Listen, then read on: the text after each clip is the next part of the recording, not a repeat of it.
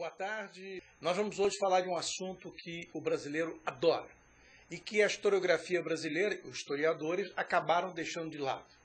A história do sexo no Brasil, que é o tema do livro do Paulo Sérgio do Carmo, que é Entre a Luxúria e o Pudor, da editora Octavo. E para falar sobre esse assunto, nós temos aqui o Paulo Sérgio no dia de hoje. Paulo Sérgio, vamos começar falando do tempo que você levou para poder esmiuçar esse estudo que ninguém tentou fazer. Pois bem, Patrício, eu agradeço também a oportunidade.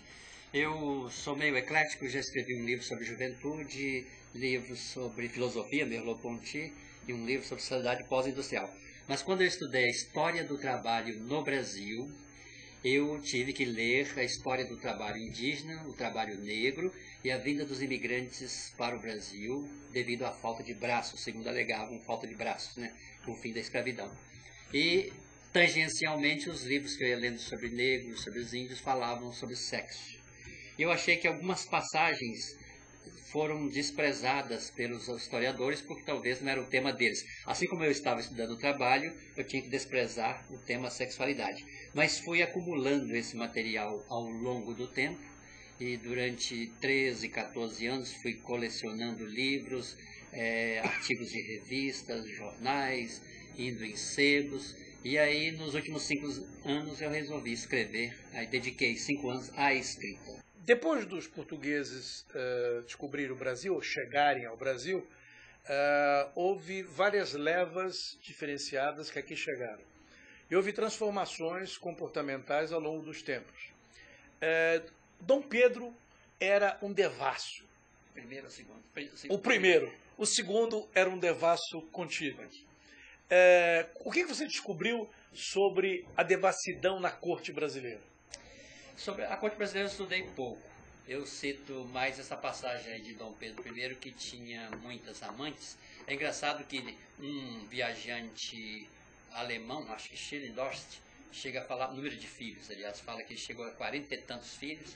Depois eu li uma outra biografia mais recente, diz que ele tinha 18 filhos, mas em número de amantes, realmente. O Dom Pedro, ele andava naquelas carruagens no Rio de Janeiro e chegava a mandar parar e abordar uma moça na calçada. E ele teve relacionamento até com uma escrava, uma quituteira, teve filhos com ela. Então ele era, assim, de uma voracidade sexual muito grande. Vamos falar um pouquinho da questão considerada menor no Brasil e que o Antônio Cândido fala nisso, e você cita, como era o sexo rural. O sexo na área rural, como evoluiu e como ele acabou se tornando preponderante em algumas cidades do Brasil, do interior de São Paulo, por exemplo. O primeiro garoto, em geral, inicia-se com animais. Tem vários animais. O próprio Gilberto Freire começou com um animal, ele conta, e o Cândido ficou numa cidade do interior de São Paulo, década de 40, ele percebeu isso também. Agora, a igreja condena isso de bestialidade. E sabe que no mundo inteiro os homens mantêm, quando não tem possibilidade de manter sexo com uma mulher, por exemplo, ele mantém com animais. Então eu tenho uma história que na França foi localizado um diário, na década de 30, se não me engano, de um indivíduo que escreveu um diário do seu relacionamento íntimo com 2 ovelhas. E Kinsey, o grande historiador da sexualidade norte-americana, falou que o jovem americano do campo também, em eras passadas, mantinha sexo com animais. Mas os livros de história, segundo contam, a sexualidade entre o camponês é um pouquinho menos erotizada, é mais, entre aspas, animalesca. A moça só vê o rapaz praticamente no dia do casamento, e ter uma quantidade enorme de filhos é importante, porque filhos são braços para a lavoura. Então tem essa diferença da grande cidade, da pessoa mais culta da grande cidade. Você fala aqui da libertação sexual, o desbunde da contracultura. Quais são os reflexos do desbunde da contracultura nos dias de hoje?